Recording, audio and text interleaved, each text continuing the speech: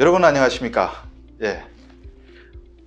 오늘 시간 지난 벌써 두 번을 찍고 지금 세 번째로 또 반디님 모셨는데 그만큼 제가 들어보면 들을 얘기가 너무 많습니다. 많은데 지난 시간에 저희가 약속드린 것이 오늘은 북한 특수부대 훈련 어떻게 하는지 이거에 대해서 들어보는 시간을 갖도록 하겠습니다. 원래 이 특수부대 출신을 제가 왜 찾았냐면요. 가짜 사나이가 워낙 유명했잖아요. 가짜 사나이 보니까 북한 특수부대는 어떻게 훈련하지? 그런데 뭐 특수부대 출신들 탈북민 중에 제가 많이 찾을 수 있는데 가장 최신에 오신 분을 좀 찾다 보니까 반디님을 찾게 됐습니다. 그래서 이분이 북한 특수부대에서 훈련을 하면서 봤는데 저 가짜 사나이 같이 봤는데 보니까 제가 봤을 때는 너무 이게 좀 사람의 인격 너무 무시하고 좀 가학적이 아닌가 이런 생각이 들었는데 가짜 사나이 좀 보셨어요? 네, 좀 들어봤습니다. 보니까 어때요? 네, 일반 훈련이다라는 감보다 네, 혹은 드라마나 영화 비슷한 네. 그런 감과 좀 너무 비인간적이지 않느냐.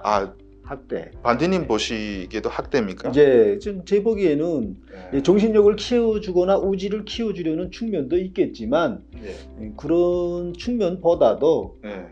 지나치게 의도적으로 학대하지 않느냐라는 감도 좀 들기도 하고요. 그 마지막에 아마 그 가짜 사나이 지금 다 내렸는데 내리기 전에 그 그래요? 파도에 막 눕혀놓고 막 저는 그걸 생방송에서 좀 뭐 물고문하는 거네 이렇게 했는데 그 부대에서도 그런 훈련 하나요? 우리 그런 훈련은 없고요. 저는 네. 그 장면들 저도 보긴 보았는데 이것이 무슨 목적에서 진행하는 훈련인지라는 감이 잘 안겨오지 않더라고요. 네. 그 특수부대는 그러면 바다에서 헤엄 훈련을 어떻게 수영 훈련을 어떻게 합니까? 기본은 바다에서의 해상 조격이라고 말하는데 해상 조격 훈련이다라고 하면 기본이 잠수하고 헤엄이죠. 예, 잠수하고 헤엄이기 때문에 헤엄 능력과 함께 잠수 능력도 몇 미터를 잠수할 수 있느냐라는 이 훈련을 기본으로 중점을 두고 진행합니다. 몇 미터 들어가야 됩니까? 그저 한 5년 이상의 거참이면은 20m 가량. 아무것도 없이 이것도 없이 그냥 맨몸으로 20m 들어가야 돼요? 네, 경잠으로 들어가는 경우도 있고 또 이제 깔때기 35cm짜리 깔때기를 물고 헤엄을 치다가 필요한 구간에서 이제 철망이라든가 이런 어느 항구를 벗어나기 위한 이런 수단에서 20m를 잠수로 들어가서 맨몸으로 이게 산소통 없이 그냥 20m 밑은 들어가야 5년 이제 노병이다 할 수 있다. 그러면 아까 경잠이라고 했는데 경잠은 뭡니까? 경잠이 산소통을 지고 가는 거거든요. 산소통 내고 들어가는 거. 네, 산소통. 중잠은 이렇게 좀 철처럼 모구리가 아니고 이제 이제 철로 된 이런 큰 무거운 자기가 마음대로 움직일 수 없는 이런 잠수인데 이거는 군부에서는 얼마 이용하지 않고요. 건설 부분이라던가 해저 작업을 하는 부분에서. 그러면 그 해상에서 헤엄치는 훈련 많이 했나요? 네, 그렇죠. 그 기준이 어떻게 됩니까? 기준이 8km, 12km 이제 수준에 따라 다르고 훈련 경우에 따라 다른데 8km를 헤엄친다는 거예요? 네, 헤엄쳐서 들어오는 훈련 이런 걸 진행하고 총을 다 메고 군장 다 하고 8km 헤엄치요.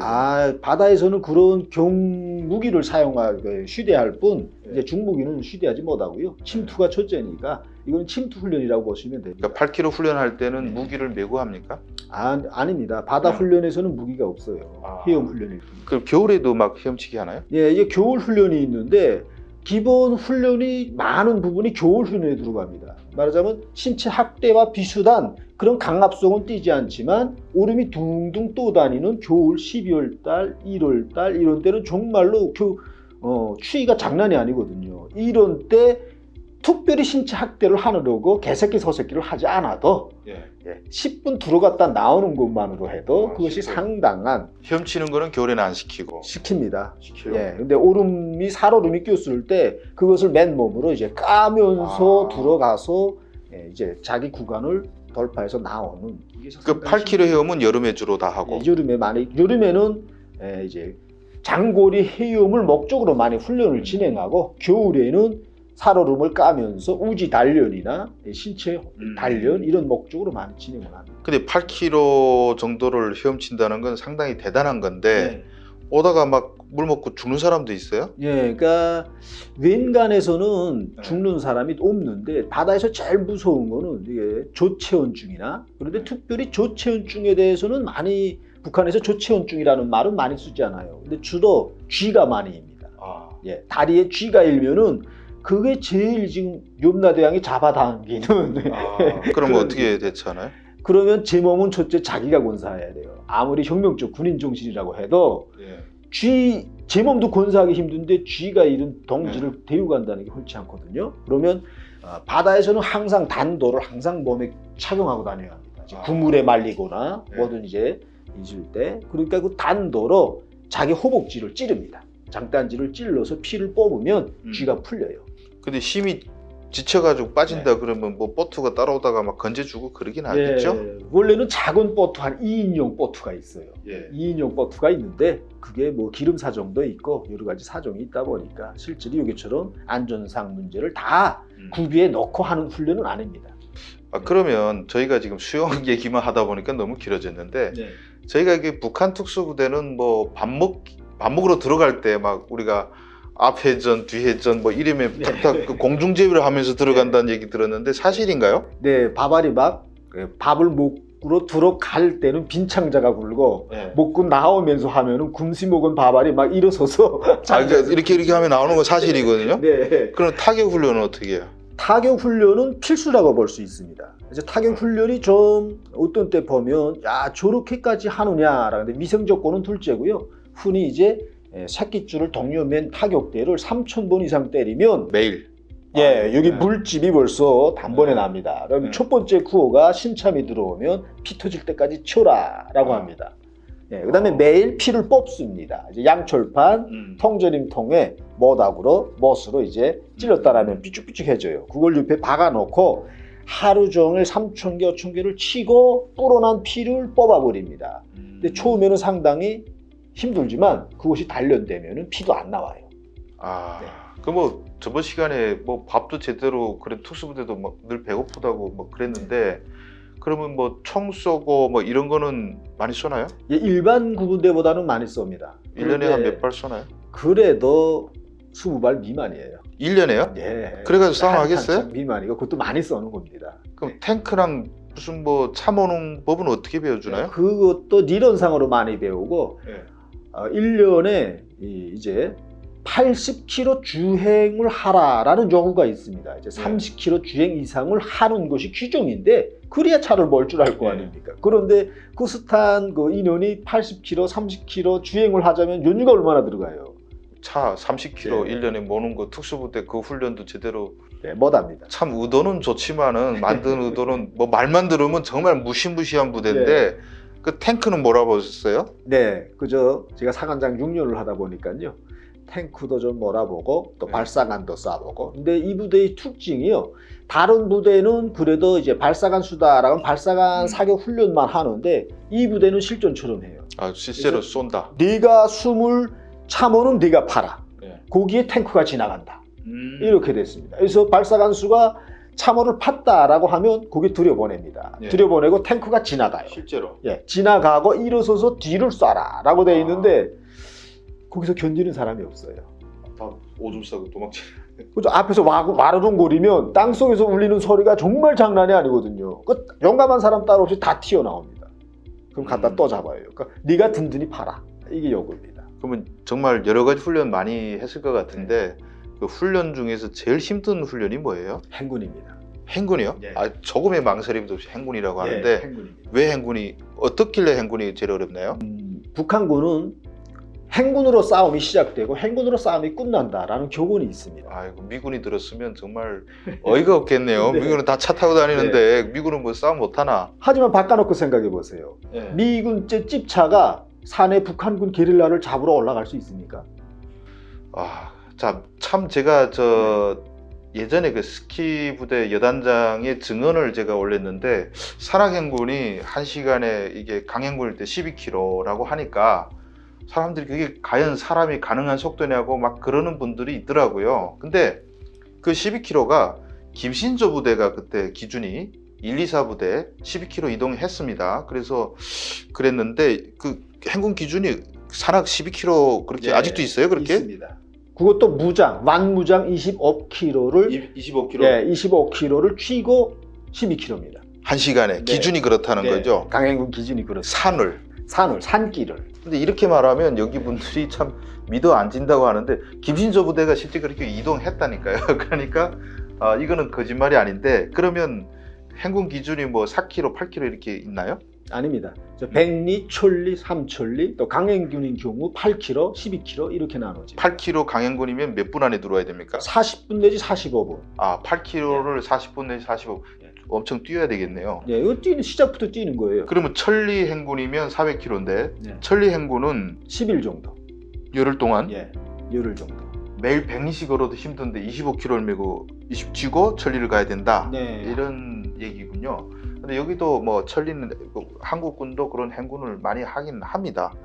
예, 그래서 삼천리도 간다고요? 그건 한 달 동안? 삼천리 그저 1개월 정도 걸리는데요. 하루 행군 기준이 산길 100리입니다.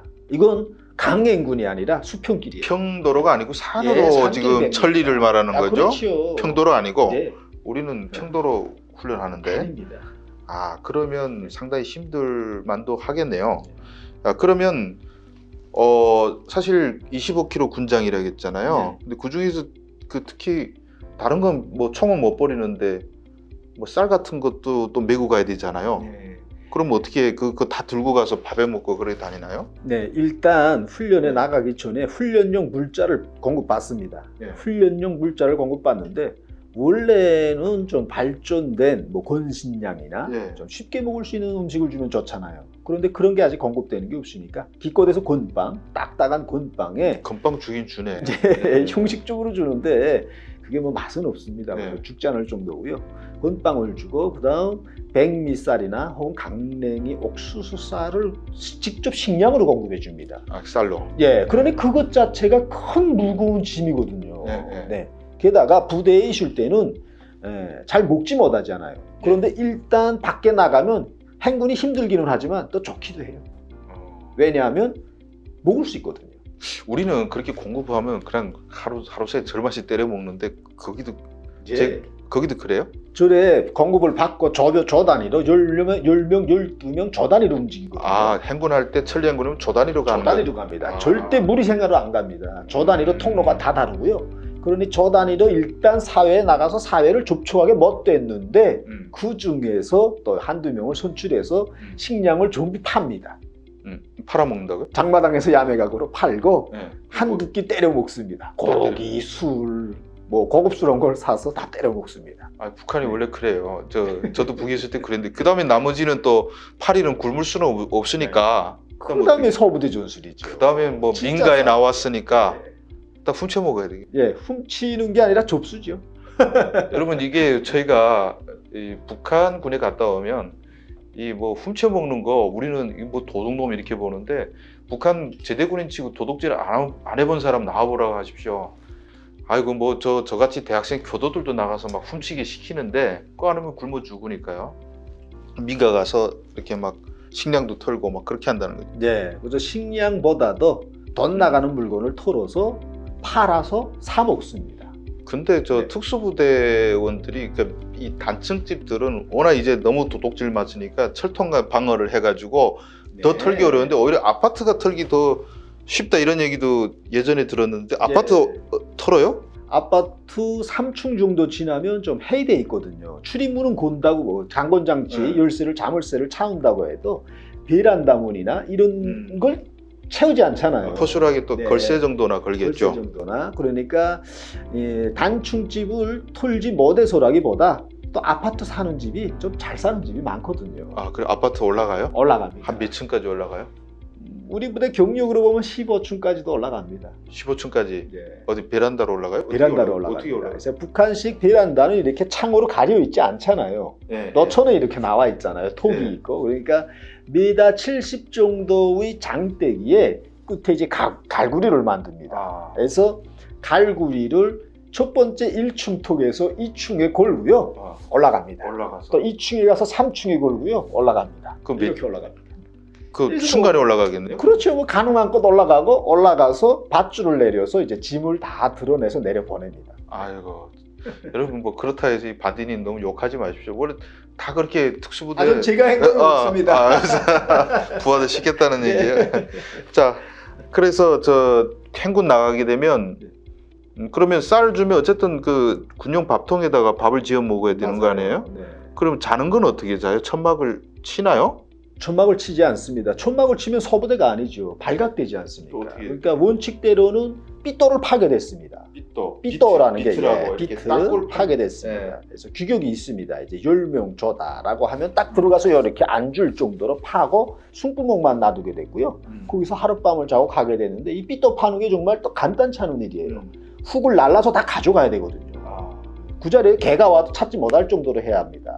그렇게 위장하고 들어가서 하룻밤을 자고 나오게 됐어요. 이게 강평원들이 또 따라다니면서 그걸 보거든요. 수경 준비를. 북한군은 그냥 최소한대로 웅크릴 정도만 간단히 파고 들어간다. 그러니까 숨구멍마저 딱 봉인을 하고요. 일체 안에서 변소를 다 보게 됐어요. 자, 어쨌든 저 우리 반디님은 특수부대에 10년 복무했습니다. 10년 이게 짬밥이 장난이 아니죠. 그래서 뭐 일반인들도 뭐 한 4~5명은 뭐 주먹이 그렇게 세다고 하시는데 한국 와서는 조심하셔야 돼요. 그랬다가 그 벌금이 엄청나게 나오기 때문에. 자, 그래서 참 할 얘기는 많은데 유튜브 시간은 제한돼서 오늘은 그냥 훈련 과정에 대해서 일부 그냥 간단히 맛보기만 했다 이렇게 생각하시고 혹시 더 궁금한 거 이런 거 나 알고 싶다 하면 댓글로 달아주시면 우리가 상의해보고 그걸 모아가지고 한 번 더 모시도록 하겠습니다. 그래서 또 못한 부분은 이 반디의 혼 이분의 유튜브에 들어가서 댓글 달아주시면 이분도 또 그 자기 북한 얘기를 또 유튜브로 올려주시고 거기서 소통하는 그런 시간 가지면 훨씬 좋을 것 같습니다. 자, 그래서 이렇게 이번 시간에는 북한 특수부대의 훈련 방법에 대해서 간단히 이야기를 나눴습니다. 여러분 끝까지 시청해 주셔서 감사합니다. 감사합니다.